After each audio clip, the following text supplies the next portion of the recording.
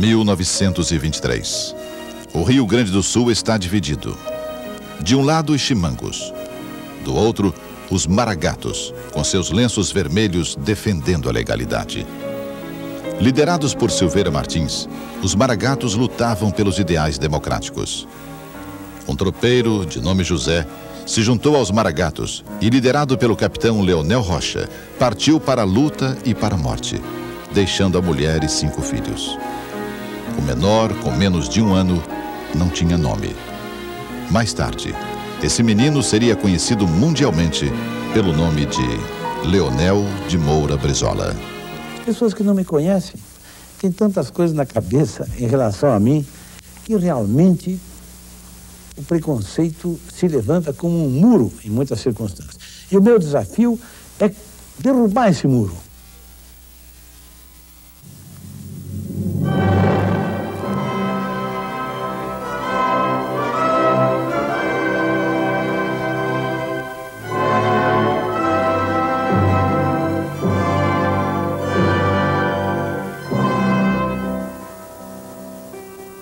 Eu não tenho nenhuma dificuldade de falar sobre minha vida, porque a rigor foi a minha grande biblioteca. Eu aprendi e os conceitos que hoje se consolidam a esta altura, na idade em que me encontram, as minhas convicções vêm muito dessa inspiração. Eu venho de uma dessas famílias que tiveram aí ao longo, de tempo, perdidas por esse interior. Meu pai era um carreteiro, tropeiro, tinha aquele pedacinho ali de terra, casou-se, ele mesmo construiu aquela casa, aquele rancho quase, e ali vivia. A Revolução de 23 o chamou. Ele foi servir com um corpo provisório da região, que era também um camponês muito ativo, Leonel Rocha chamava-se. O meu pai foi morto como outros. Ele foi preso ao chegar, a família não tinha como avisá-lo, ele vinha vindo, despediu-se da família, e a velha seguiu com os filhos a pé, atrás daquele piquete.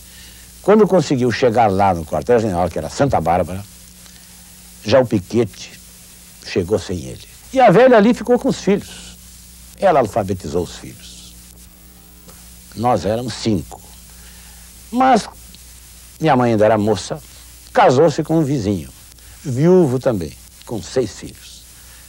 Bom, ela estava, me recordo, quando era pequena, aquela mesa grande ali, rústica, pobre, de madeira bruta, e ela alfabetizando todos.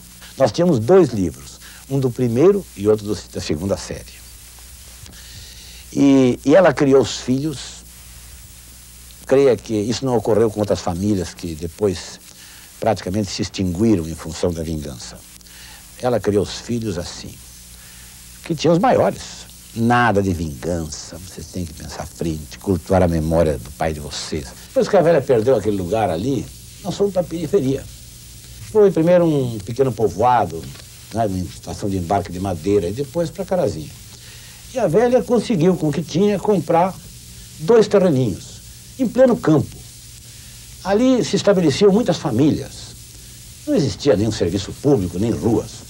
Eu me recordo que chegou uma autoridade do município lá e disse: olha, vocês cravou um pedaço de madeira aqui e outro a 2 quilômetros, olha, vocês façam as casas mais ou menos nessa direção. E aquilo era arriscado no campo. E ali nos estabelecemos, ela levou uma vaquinha e fomos indo, meu padrasto também trabalhava e todos foram finalmente buscando a escola, vivendo na periferia. Eu fui vivendo as minhas experiências e com aquela ideia de estudar. E fui. Chegamos a um ponto em que eu havia já terminado o primário, teria convivido 1 ano com um casal, que ele era pastor metodista, fundaram um colégio ali na nossa cidadezinha, que era Carazinho, que se desenvolvia naquela época. E aquele ano foi muito rico, eles foram boníssimos, foram excelentes, E eu ali fiz tudo naquela casa, mas nunca fui uma pessoa tratado distante. né? Eu lavava prato, ela enxugava. Se ela enxugava, eu lavava. Quando tinha que lavar o chão, ela lavava comigo. É uma mulher também bastante culta, preparada, formada em música, era excelente, dona Elvira. Bem, foram me dando dignidade, eu aproveitei muito naquele tempo. Por exemplo, eu nunca tinha escovado os dentes. Um dia, ele estava fazendo a barba assim e disse: Leonel, você viu essa pasta? Eu vi. Lia para nós aí o que diz essa pasta nova. E eu li, não sei o que tem, pasta não sei o que, dizia ali, ponha 1 centímetro na escova. E diz: 1 centímetro? Como será 1 centímetro, Leonel? Traz a régua de lá. Põe na minha escova 1 centímetro, mede aí. Eu botei ali, eu olhei e vi como era 1 centímetro, vi a minha que estava assim, não é? Bom, eu não me disse nada e eu aprendi a colocar 1 centímetro de pasta sobre a escova. Foram boníssimos, maravilhosos. Ela morreu, ele ainda existe, o reverendo Isidoro Pereira. O menino Leonel Brizola, na escola Independência, lá em Carazinho, achou que ele tinha que estudar. Ele trabalhava no Hotel Amaral, carregando malas e, enfim, ganhando o seu sustento. Mas ele viu que a escola estava crescendo, ele achou melhor estudar. Arrumou a maletinha dele, botou debaixo do braço e chegou no colégio, conversou com a minha senhora Elvira. Diz: Dona Elvira, eu quero estudar, eu quero vir para cá. Diz: mas meu marido não está agora esta hora. Ele só chega mais tarde, ele vem de bicicleta. Tá, mas eu não espero. Então ele esperou. Quando eu cheguei, ele conversou comigo. Tá, muito bem.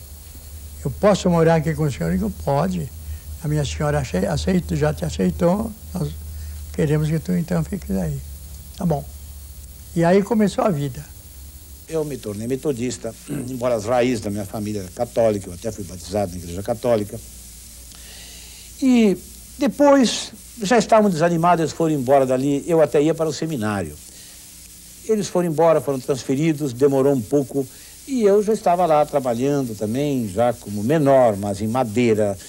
Estávamos ali, e um dia pernoitou lá em casa, pernoitaram lá 2 mascates, judeus, porque havia uma colonização judaica lá na região. Eles eram amigos da minha mãe, né, o Jaime e o Antônio.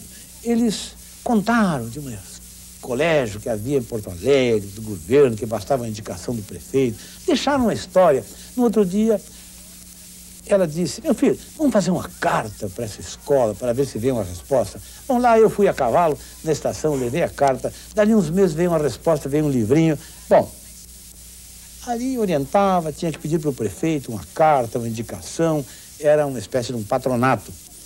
Bom, fomos lá, damos, pedimos, tal. O prefeito me deu uma passagem de 2ª classe. Esses dias eu estive lá, depois da minha volta do exílio, e eles me deram num quadrinho uma xerox da portaria daquele prefeito. Autoriza a Fazenda Municipal a conceder não sei quantos mil réis ao menino pobre fulano de tal, né, para comprar uma passagem de 2ª classe para Porto Alegre, onde